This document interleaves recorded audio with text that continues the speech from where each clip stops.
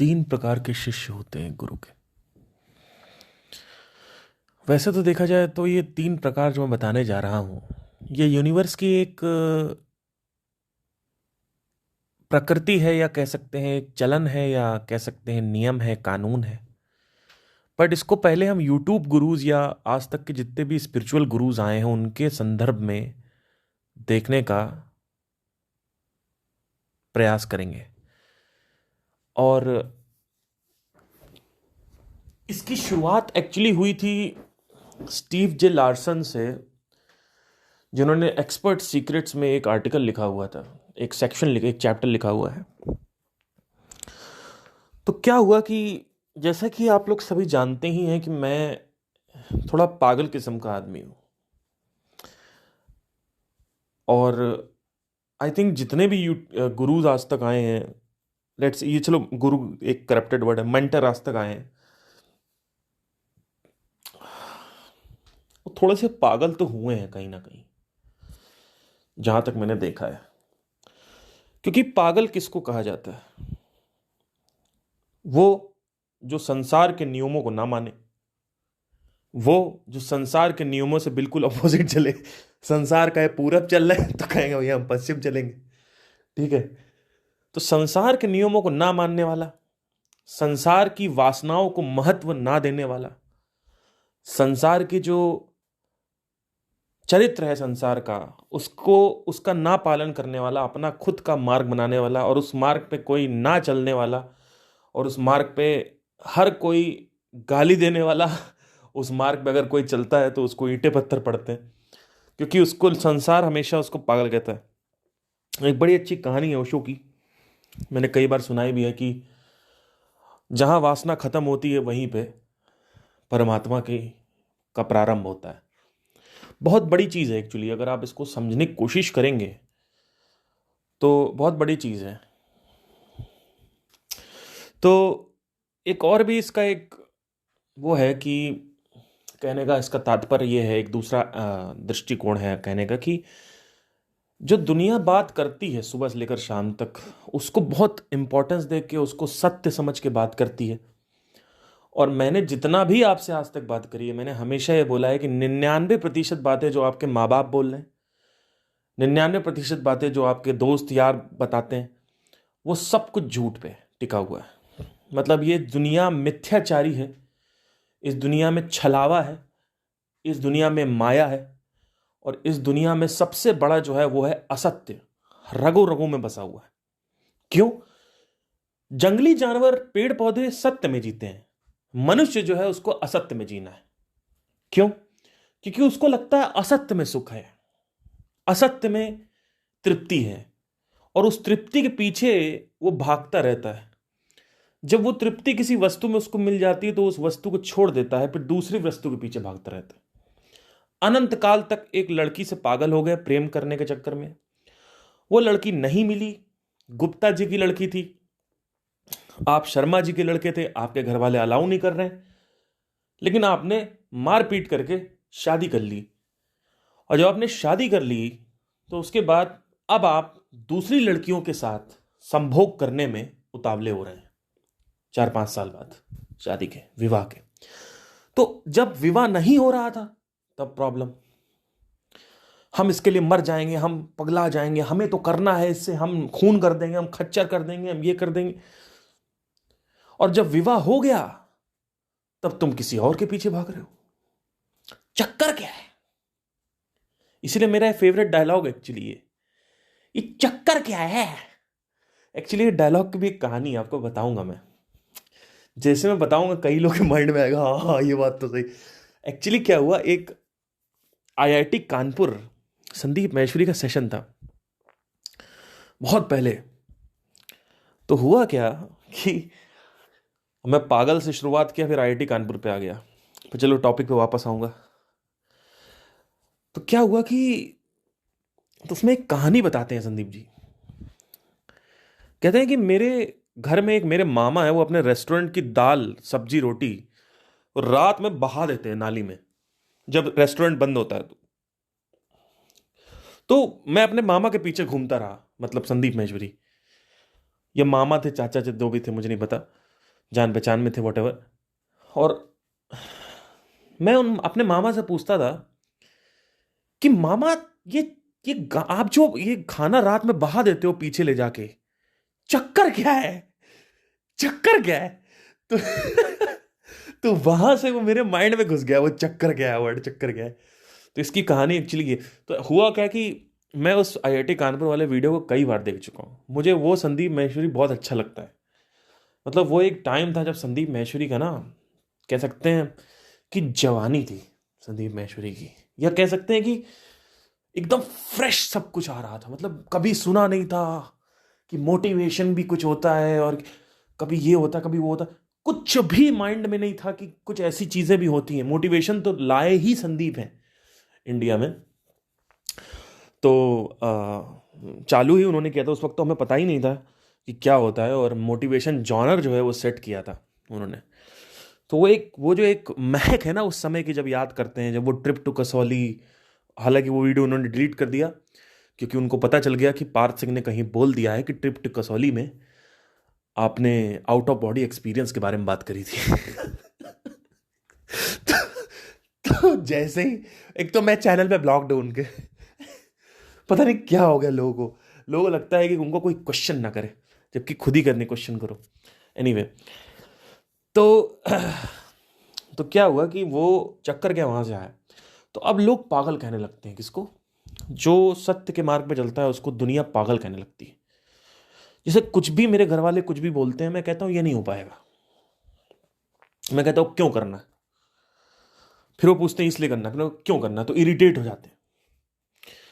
तो जो सत्य आदमी होता है, जो सत्य के मार्ग पे चलता है, वो आदमी एक्चुअली जो है उसको सोसाइटी बॉयकॉट कर देती है। एक्चुअली वो सोसाइटी का बॉयकॉट करती है, वो खुद ही सोसाइटी से बॉयकॉट हो जाता है। क्यों? क्योंकि चक्कर क्या है ना, चक्कर ये है कि या तो सत्य में जी लो, तृप्ति में जी लो, संतुष्टि में जी लो, या तो संतुष्टि में जी लो, तृप्ति में जी लो, और नहीं तो भैया लोगों के झूठ में जियो। अब देखिए 30 साल की जिंदगी निकल गई मेरी, मुझे ऐसा लगता है कि मैंने कुछ किया ही नहीं, या कह सकते हैं कि मतलब मैं अभी भी इन्हीं चक्रों में पड़ा हुआ हूं। ये फाइनेंस और ये सारी चीजें, इन सब चीजों में पड़ा हुआ हूं। तो मुझे कभी कोई लगता है यार मैं कर क्या रहा हूं, लेकिन फिर मैं सोचा कि अगर मैं करूंगा भी क्या, अगर कुछ करना ही है तो करूंगा भी क्या। एक बहुत ही बड़ी मिस्ट्री है मेरे माइंड में, जब मैं आपको बताऊंगा तो आप कहोगे कि यार आपके माइंड में क्वेश्चन तो सही है, ये क्वेश्चन कभी शेयर नहीं कर सकता, बट क्योंकि मैं थोड़ा सा बड़बोला इंसान हूं तो मैं सोच रहा हूं कि इसको शेयर कर दूं। बाप रे बाप, ये क्वेश्चन काफी टाइम से मेरे को परेशान कर रहा है, और आप लोग शायद समझ नहीं पाएंगे, स्पेशली 16 से 24 साल की रेंज में जो बच्चे हैं वो इसको नहीं समझ पाएंगे, या समझ भी पाएंगे तो देखिए होता क्या है ना कि क्वेश्चन ये है कि मुझे क्या सच में निर्विकल्प समाधि या महासमाधि की तरफ प्रस्थान करना चाहिए।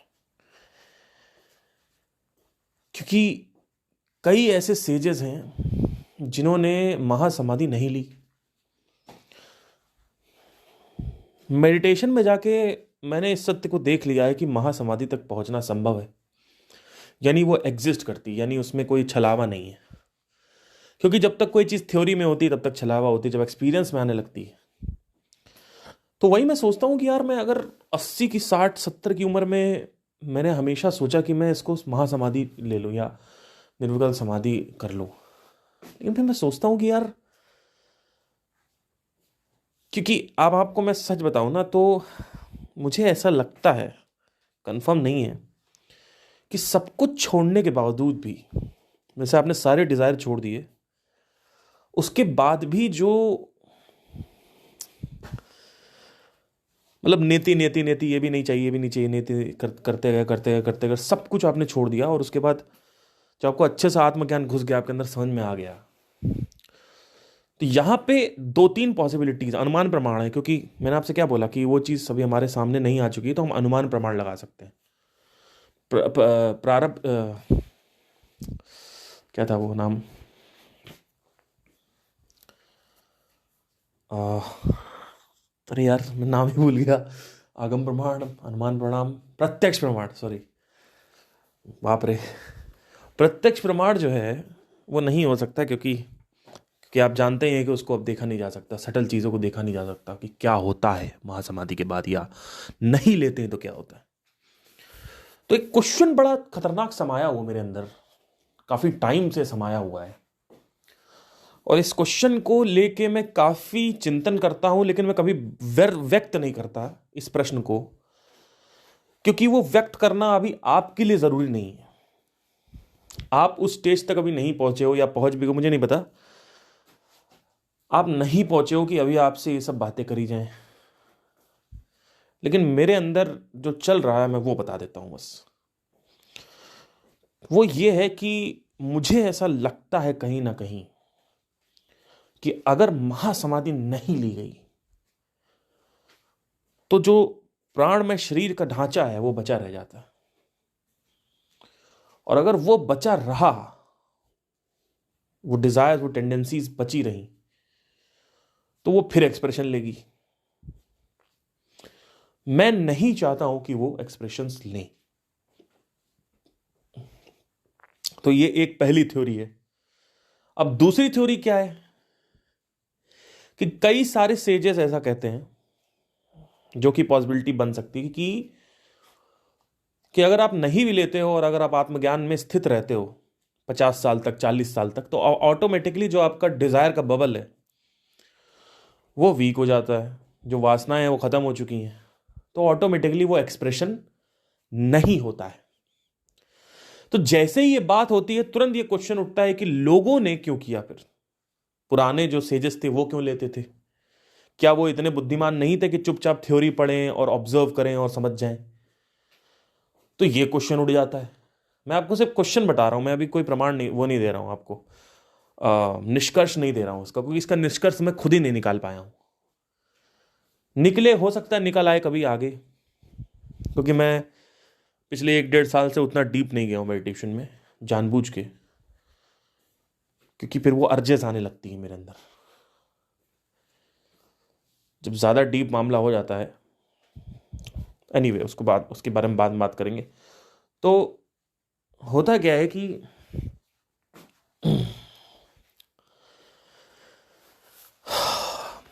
ये दो थ्योरी है मेरे पास कि जाना चाहिए कि नहीं जाना चाहिए। अब तीसरी थ्योरी ये खुलती है, अगर मुझे जाना चाहिए तो मुझे 40-50 की उम्र में जाना चाहिए। क्यों? क्योंकि 80 साल की उम्र में जो एनर्जी वो फीबल होती है, मेरे हिसाब से वो विस्फोट नहीं हो पाएगा, जिसकी वजह से वो महासमाधि होती है। महासमाधि एक कॉन्सेप्ट है, ये तो मुझे पता है, निर्विकल्प समाधि कॉन्सेप्ट है, पर कई सेजेस ने नहीं ली है और कई सेजेस ने ली है, जो जो हमारे वेदांता के जो एक्सपर्ट्स हैं, जो हमारे ऋषि मुनि, उन्होंने ली है। तो उनकी नॉलेज के आगे मुझे नहीं लगता कुछ और चलेगा, क्योंकि पतंजलि ने इतना कुछ अगर लिखा हुआ है, पतंजलि ने खुद भी महासमाधि ली रखी है, तो यही लिख के चले जाते हैं कि चलो इसमें बसे हुए हो। तो पॉसिबिलिटी ये हो सकती है, जो कि मुझे कंफर्म, मैं किसी चीज का निष्कर्ष नहीं बता रहा हूं आपको, मैं कहीं नहीं कह रहा हूं कि ये सत्य है, मैं सिर्फ अनुमान प्रमाण लगा रहा हूं, क्योंकि जो चीज नहीं देखी जा सकती उसमें उसका सिर्फ और सिर्फ अनुमान प्रमाण लगाया जाता है। सिर्फ आप गैस कर, जैसे ब्लैक होल्स है, ब्लैक होल के बारे में हमने 50 थ्योरी बना रखी है, पर हमें पता नहीं है, हमें लग रहा है ये भी हो सकता है, वो भी हो सकता है, ये ज़्यादा लग रहा है, ये ज़्यादा हो सकता है, लग रहा है तो हम कनेक्ट द डॉट्स करते हैं। हम यहाँ पे एटम्स को पढ़ते हैं, फिर हमें समझ में आता है ये हो सकता है, फिर हम डार्क एनर्जी को थोड़ा बहुत रीड करते हैं, हमें समझ में आता है ये, क्वांटम फिजिक्स थोड़ा एंटेंगलमेंट पढ़ते थे, हमें सोचता ये होता है, तो वहाँ पढ़ते हैं तो ब्लैक होल के बारे में हमें लगता है ये वाली थ्योरी ज़्यादा बेटर लग रही है कि ब्लैक होल के अंदर क्या होगा। तो वैसे ही मैं एक आपको चीज़ बताता हूँ कि इसमें क्या है चक्कर कि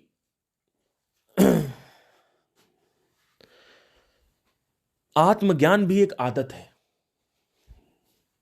अब ये थोड़ा डीप हो जाएगा, थोड़ा समझना। देखिए, आप किताबें पढ़ रहे हो, जो भी कंटेंट आप कंज्यूम करते हो, अल्टीमेटली वो भी एक हैबिट ही है, मेडिटेशन भी एक हैबिट ही है। तो आप कोई इस चरखे से आजाद नहीं हुए हो, आप बस एक ऐसी जगह पे आ गए हो जो जगह थोड़ी सी कंफर्टेबल है। मतलब पहले आप भौतिक जगत में सुख ढूंढ रहे थे, अब आप आत्मज्ञान और आत्मबोध में ढूंढते हो, आत्मरस में ढूंढते हो। बस आपकी जगह चेंज हो गई है, ठीक है, लेकिन अल्टीमेटली ये भी टेंडेंसी और हैबिट है। तो ये इस थ्योरी के हिसाब से अगर देखा जाए तो आप जैसे मरोगे, तो मरने के बाद दोबारा अगर आप एक्सप्रेशन लेते हो, मतलब इंसान मतलब जो डिजायर्स हैं वो एक्सप्रेशन लेंगे, तो वो एक्सप्रेशन किसका होगा? वापस मेडिटेशन और इसका हो सकता है। मैं एक सिर्फ थ्योरी लगा रहा हूं क्योंकि इसमें और भी पॉसिबिलिटीज हैं। क्योंकि आत्मज्ञान के बाद सब कुछ खत्म हो जाता है, कुछ आप चाहते ही नहीं हो, एटलीस्ट संसार से तो कुछ नहीं चाहते हो, तो संसार में आओगे ही क्यों? तो ये भी थ्योरी आ रही है। तो बहुत सारी थ्योरीज हैं।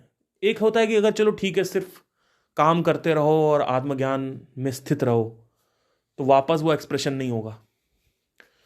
लेकिन एक थ्योरी ये कहती है कि इतना अगर है तो पुराने जो हमारे सेजेस हैं उन्होंने क्यों किया, या अभी तक तो हमने सिर्फ सुन रखा है कि किया, हो सकता है ना किया हो, लेकिन मुझे ऐसा लगता है कि किया तो है, महासमाधियां लोगों ने ली हैं।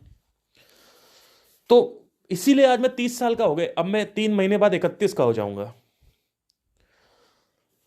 पहले मैं आपसे इसी पॉडकास्ट में बोलता था मैं 29 साल का, मैं 29 साल का, मैं 29 साल का हूं।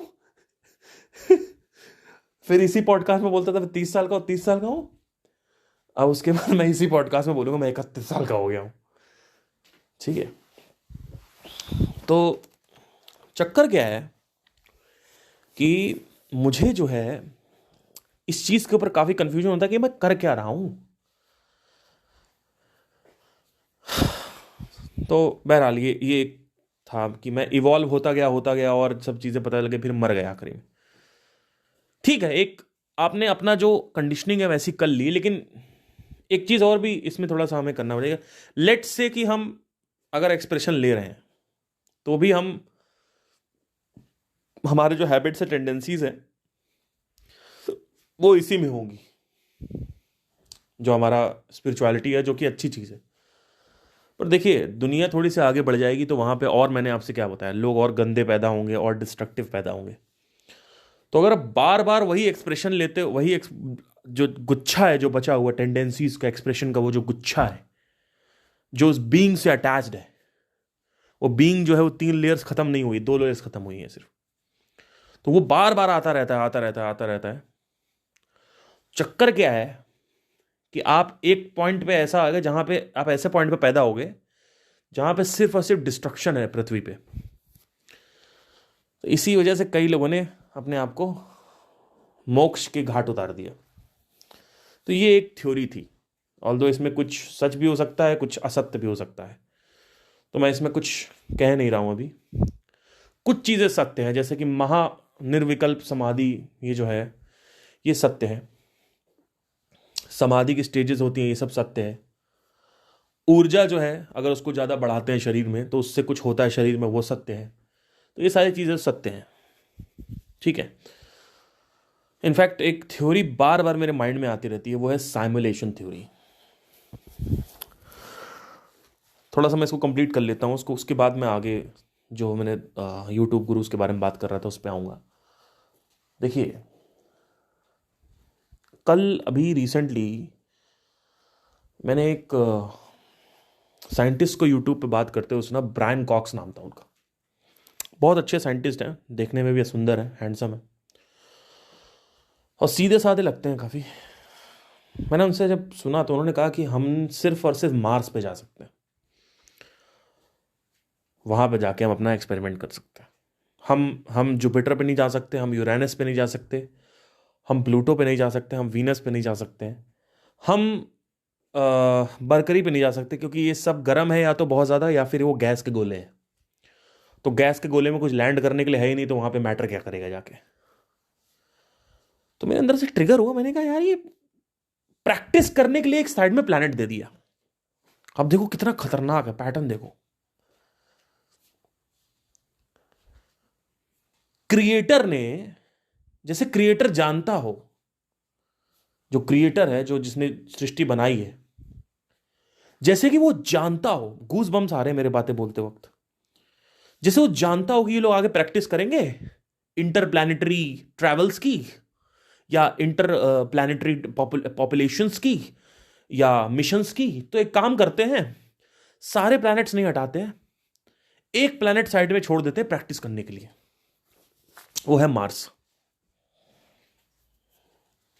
विच इज वेरी सरप्राइजिंग, क्योंकि पूरे के पूरे सोलर सिस्टम में सिर्फ दो प्लैनेट्स ऐसे हैं जहां पे जो रॉकी प्लैनेट्स हैं, मतलब there are other moons also, जैसे जुपिटर के 70 मून्स हैं, वहां भी बोला जाता है कि वहां भी एक दो जैसे यूरोपा एक करके मून है जुपिटर में, उसके बारे में पढ़ना, तो उसका जो पूरा का पूरा प्लैनेट जो है वो पानी से बना हुआ है, बर्फ से बना हुआ है। वहां पे भी कई बार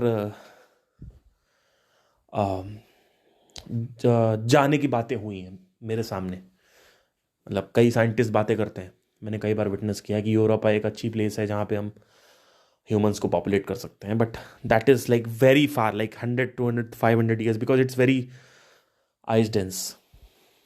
उसके ऊपर एक मूवी आई थी यूरोपा रिपोर्ट, उसमें कुछ साइंटिस्ट जाते हैं यूरोपा में, काफ़ी अच्छी है, प्लैनेट्स वगैरह बड़े अच्छे से दिखाए हैं, जुपिटर दिखाया है अच्छे से, काफ़ी अच्छी मूवी है, उसमें थोड़ी सी डार्क है। वो जाते हैं, लैंड करते हैं, और वो पानी, मतलब वो समंदर में लैंड करते हैं, उनका जो एयरक्राफ्ट है, स्पेस क्राफ्ट है, और जैसे ही लैंड करता है उसको खोदना चालू करते हैं वो, क्योंकि वो मिशन होता है कि वहाँ से पानी जो है वो लेके आना है। तो वो लैंड करते हैं भैया बर्फ़ के ऊपर, और एक आदमी निकलता है नीचे से, उतरता है, और मशीन, ड्रिलिंग मशीन जो है चालू कर देता है, वो अपना पानी सोखना स्टार्ट कर देती है मशीन, क्योंकि 4-5 किलोमीटर अंदर होता है पानी, तो पाइप अंदर डालते हैं।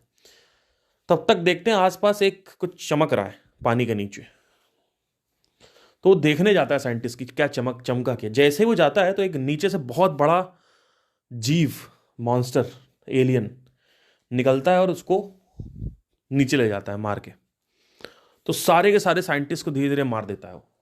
काफ़ी अच्छी वो मूवी है, यूरोपा और जुपिटर सामने दिख रहा होता है, बड़ा अच्छा मूवी दिखाई, यूरोपा रिपोर्ट नाम है मूवी का। तो coming back to the topic, so what happened was कि जब मैंने देखा कि पूरे के पूरे सोलर सिस्टम में प्रैक्टिस के लिए जानबूझ के एक प्लेनेट डाला गया है, मार्स। क्यों? क्योंकि ये लोग कुछ करेंगे कि नहीं, तो कहां प्रैक्टिस कहां करेंगे, तो इन लोग को प्रैक्टिस कराने के लिए एक बड़ी चीज दे दो, वो है इंटरप्लैनेटरी ट्रेवल दे दो, विच is again reinforcing simulation theory, because it is like कि क्रिएटर, यानी वो जो क्रिएटर है उसको आप स्विच कर दो एआई से। ऐसा बार बार मेरे को इंडिकेशंस मिलते हैं, एक थ्योरी मेरे को दिखती है कि यार ये बड़ा दिमाग लगा के बनाया गया सब कुछ, बड़ा ही दिमाग लगा, हर चीज में लॉ ऑफ डुअलिटी डाल दी, उसके बाद कोड, ये सब कोड ही तो है, और क्या है, कोड है कि हर चीज का दो भाग होगा, डिसएडवांटेज होगा, एडवांटेज होगा, है ना, तो हर चीज का दो होगा, दो दो दो दो दो दो दो दो दो दो, डुअलिज्म जो भी है डाल दिया, हर जगह दो दो दो दो दो ट्रांजैक्शंस होंगे, व्हाटएवर। आप देखोगे हर चीज का सेंटर पॉइंट होता है, आपके थॉट का एक सेंटर पॉइंट है, वो है आपका डिजायर।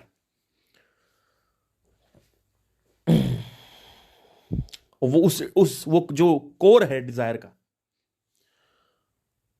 वहां से थॉट्स निकलते हैं। जैसे फॉर एग्जांपल निशा निशा निशा निशा, आप निशा, तो निशा जो है वो कोर है, आप अटैच्ड हो, वो डिजायर है आपका निशा, और उस डिजायर के अराउंड चीजें ऑर्बिट करती हैं, यानी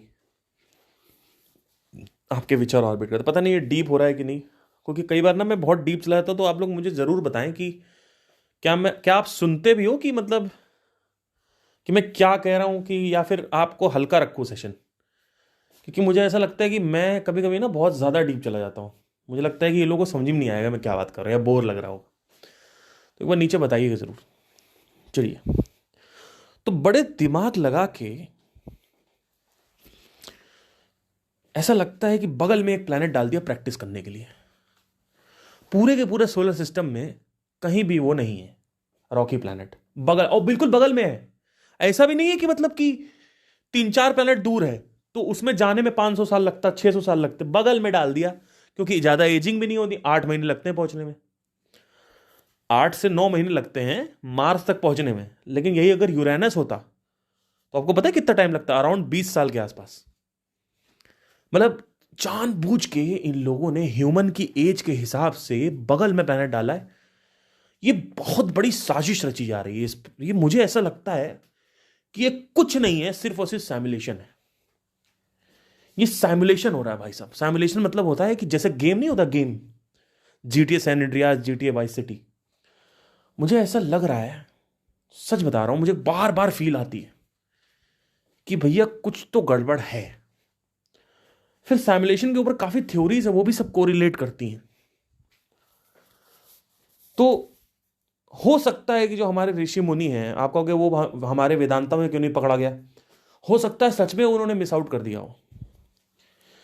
क्योंकि देखो होता क्या है ना, कि जैसे कि आप आंतरिक जीवन के बारे में पढ़ रहे हो, तो आप जीवन पढ़ रहे हो, फिर ब्रह्मांड पढ़ रहे हो, बस आप इतना ही। आप कभी ये नहीं दिमाग लगाते कि और कुछ भी हो सकता है, क्या पता ये सब जानबूझ के डाला गया हो बड़े दिमाग लगा के, कि अंदर एक एक लेयर मिलेगी, उस लेयर को बोलते हैं साउंड ऑफ साइलेंस, और उसी से सब कुछ निकला हुआ है। ठीक है, मतलब डाल दो एक कुछ, मतलब कुछ जो AI है, जो भी है आगे फ्यूचर में। और इनफैक्ट अगर आप देखेंगे आगे चल के, आप देखेंगे कि जैसे जैसे AI आगे ग्रो कर रहा है, ऐसा बोला जाता है कि AI जो है वो ह्यूमन कॉन्करिंग कर लेगा, मतलब ह्यूमंस जो है ह्यूमंस को कॉन्कर कर लेगा। मैंने कहा ये चक्कर क्या है, मतलब अगर चलो लेट्स से कि ये कॉन्कर कर लेगा और उसके बाद पृथ्वी पर राज करेगा, तो क्या पता ये ऑलरेडी हो चुका हो। क्या पता जो हमारा पिछला ब्रह्मांड था, या बहुत सालों पहले, लाखों सालों पहले की बात है, ऐसा हुआ हो कहीं कुछ, और उसके बाद ये ब्रह्मांड उन्होंने बनाया हो और अंदर एक गेम की तरह ऑपरेशन चल रहा हो। क्योंकि जब भी मैं कुछ भी स्टडी करता हूं, ऐसा लगता है जानबूझ के यहां पे डाला गया है। जैसे कि प्लैनेट के बारे में मैं बात कर रहा था कि बगल में मंगल ग्रह डाल दिया। अब भाई तुम मंगल ग्रह डालना चाहिए या कुछ भी डालते, तुम बगल में रॉकी प्लैनेट जहां पे 8 महीने लगते हैं, 8 महीने लगते हैं पहुंचने में सिर्फ, वहां डाल दिया। अगर यूरेनस पे डालते हैं तो 20-25 साल लग जाते हैं पहुंचने में। सोचिए, मतलब जहां यूरेनस है, अभी ये समझ लीजिए कितना खतरनाक है ये, मतलब कितना सोचने वाली बात है ये। ठीक है, सन के पास डाल नहीं सकते क्योंकि सन के पास मरकरी और वीनस बहुत गर्म है, तो वो हो नहीं सकता। तो अगर आप जब दिमाग लगाएंगे, आपको यार ये ऐसा लग रहा है कि कुछ जानबूझ के कोई, इनको पता था कि आगे क्या होने वाला है, इनको पता था कि आगे ये होने, ये पूरा का पूरा स्ट्रक्चर ही मुझे ऐसा लगता है सिमुलेशन है। कभी कभी फील आती है। तो अगर सिमुलेशन सिद्ध हो जाता है तो सब कुछ वर्थलेस हो गया, फिर आप तो कठपुतली और कुछ नहीं हो। Anyway, let's come to the pattern of the universe, which is again a coding and programming done by simulators. Wow. Multiversal theory भी यहां पे सही हो सकती है कि क्या पता उन्होंने एक ही गेम ना बनाया हो, उन्होंने और भी गेम्स बनाए हो, कि एक स्कूल प्रोजेक्ट की तरह बना दिया कि भैया ये बना दिया, इसके अंदर चल रहा सब कुछ जो चल रहा है। एनीवे, तो let's come to the fact. Okay, let's come to this code, this program और this software coding, whatever. Universe is like a software. We have to code it out. You have to find the codes, individual codes, and read it. One of the code which I found during my studies is the code of black, white, and gray. So I studied Steve J. Larson actually. I started studying internet marketing 2 years back, and I read Expert Secrets. तो वहाँ पे उनका एक article था Steve जे Larsen का, जहाँ उन्होंने कहा था कि जब भी कोई भी मास मूवमेंट होता है, तो उस मास मूवमेंट में एक होता है सपोर्टर, जो डाई हार्ड सपोर्टर होता है, एक होता है जो सेटिस्फाइड होता है, और एक होता है फ्रस्ट्रेटेड। जैसे फॉर एग्जांपल, कोई भी पॉलिटिशियन उठा लीजिए, उसका सपोर्टर होगा, उसका सेटिस्फाइड होगा कि हम इनसे सेटिस्फाइड हैं, और एक होगा फ्रस्ट्रेटेड, जो रियली फ्रस्ट्रेटेड हो। ऐसे यूट्यूब गुरुज में भी होता है। जब कोई यूट्यूब गुरु कोई बात कर रहा होता है, तो हुआ क्या कि जब मैंने यूट्यूब करना स्टार्ट किया और यूट्यूब गुरुज के ऊपर कमेंट करना चालू किया, तो कुछ लोग आते हैं जो टोटली गालियां देते हैं, विच आर डाई हार्ट, उनको कुछ नहीं सुनना है। उनको बस भैया कुछ बोलो ही मत, पागल हो जाएंगे वो. These are called die-hard fans. Then there is second person which is satisfied. Okay, he talks like nicely and I'm really satisfied with this person. But there is a possibility of going other side also. And then there is die-hard fan. Sorry, frustrated, angry. No, I am not satisfied with these people. जैसे for example अगर मैं आपसे बोलता हूं, क्या आपने पिछले 10 साल से संदीप माहेश्वरी को सुनने के बाद भी अपने जीवन में यह देखा है कि अभी भी आपके अंदर दुख बना हुआ है? क्या अभी भी आपके अंदर सफरिंग है? क्या अभी भी आपका माइंड रेस्टलेस है? और जितना भी आप ज्ञान ले लो, कुछ समय तक तो वो सही रहता है, लेकिन उसके बाद वापस बैक टू स्क्वायर वन हो जाता है. क्या ये हो रहा है? अगर हां, तो इस वीडियो को देखते रहें. तो मैं किससे बात कर रहा हूं? मैं सीधा बात कर रहा हूं एंग्री वालों से. इसमें से कुछ लोग होंगे कहेंगे, हां जिंदगी में, मेरी जिंदगी में आचार प्रशांत जैसे लोगों ने मेरी जिंदगी में दिए जलाए हैं. अंधकार था मेरे जीवन में और दिए जलाए. ठीक है, तो ये लोग हो गए white people. Then there is something called as black people which are really satisfied. हाँ हाँ, आचार प्रशांत की बातें सही हैं बिल्कुल, और मुझे तो लॉजिकल लगती है, बढ़िया मजा आता है. ठीक है, तो these people are listening to everybody, like not everybody, like they are okay, like they don't have any problem with Achar Prashant or Sandeep Maheshwari, whatever. Then there are people who are actually against Achar Prashant और संदीप माहेश्वरी, या कुछ ऐसी बातें होंगे जिसकी वजह से वो अगेंस्ट होंगे उसके. जैसे मैं, आप देखोगे मेरे साथ क्या हुआ कि आई एम रियली अगेंस्ट कि आप सिर्फ नॉलेज से मन को नियंत्रित नहीं कर सकते हो. तो इसके चक्कर में मैं काफी फ्रस्ट्रेट रहा, बिकॉज आपने ऐसा बोल दिया और मेरे जीवन के कुछ 1-1.5 साल चले गए. वो अलग बात थी, बाद में मैंने क्वेश्चनिंग और ऑब्जर्वेशन खुद ही सीखा, और बाद में अपने पैरों पे खुद ही खड़ा होगा. क्योंकि अल्टीमेटली बैसाखी के सहारे चलना, गुरु बैसाखी बहुत हो गया तुम लोग का. गुरु बैसाखी, गुरु एक बैसाखी है. आप अपंग हो, क्या आपको पैर चाहिए या बैसाखी चाहिए? पैर चाहिए ना, बस मेरा काम है पैर देना. तो अगर आपको लगता है कि आपको पैर मिल गए हैं किसी के आश्रम में जाके, ओशो के आश्रम में जाके, कृष्णमूर्ति ने बहुत सारे फ्रस्ट्रेटेड लोगों को क्रिएट किया. उनके जो फैंस थे उसमें से काफी लोग फ्रस्ट्रेटेड थे, क्योंकि उनको समझ ही नहीं आया, अभी तक वो सेटिस्फाइड ही नहीं हो पाए. कृष्णमूर्ति का क्या सीन था कि काफी फ्रस्ट्रेटेड फैंस को उन्होंने क्रिएट किया, क्योंकि समझ में नहीं आता था कई लोग को. तो हमेशा याद रखिए कि 3 चीजें होती हैं, 3 मार्ग होते हैं. एक मार्ग होता है ब्लैक, एक मार्ग होता है ग्रे, और एक मार्ग होता है वाइट. कभी भी ये नहीं कहना होता है कि जिसे आप कहते हो रीइंकार्नेशन नहीं होता तो आप ब्लैक पे हो. कोई कहता है होता है तो वाइट है. हमेशा उसमें ग्रे होगा, याद रखिए. और वो ग्रे क्या होता है, वो मैंने कई बार, मेरी जो डेफिनेशन है उसमें मैंने बताया भी है. ऐसे ही कोई भी, जैसे कि टॉपिक हो, कोई विषय है, जैसे मृत्यु के बाद में साइंस कहती है कुछ नहीं बचता. वैसे तो पहले कहती थी, अब तो ऐसा नहीं कहती है. वैसे ही कुछ लोग कहते हैं कि मृत्यु के बाद कुछ नहीं बचता, सब मर जाता है. कुछ लोग कहते हैं मृत्यु के बाद आत्मा बचती है. लेकिन ग्रे की रियलिटी कुछ और होती है. जो ग्रे की रियलिटी है वो कुछ और होती है. तो हमेशा याद रखिए, जैसे कुछ भी बात होती है, कुछ भी कोई भी बिजनेस बनता है तो वो भी ग्रे से बनता है. जैसे फॉर एग्जांपल एक बिजनेस है, लेट से आईफोन.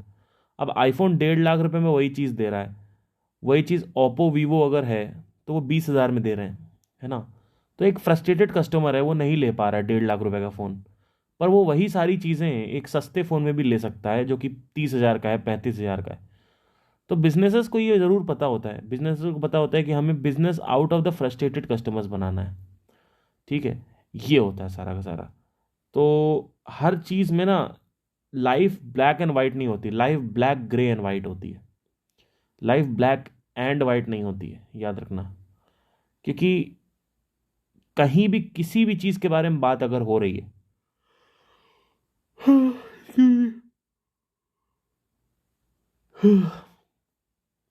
सॉरी, कहीं भी किसी भी चीज के बारे में अगर बात हो रही है, तो वो जरूरी नहीं है कि उसका एक साइड लिया जाए। हमेशा हर चीज का एक मिडिल का रास्ता होता है, मिडिल मार्ग होता है, बीच का रास्ता होता है। तो यही था, इसके ऊपर और भी कोई रिसर्चेस आएंगी जरूर।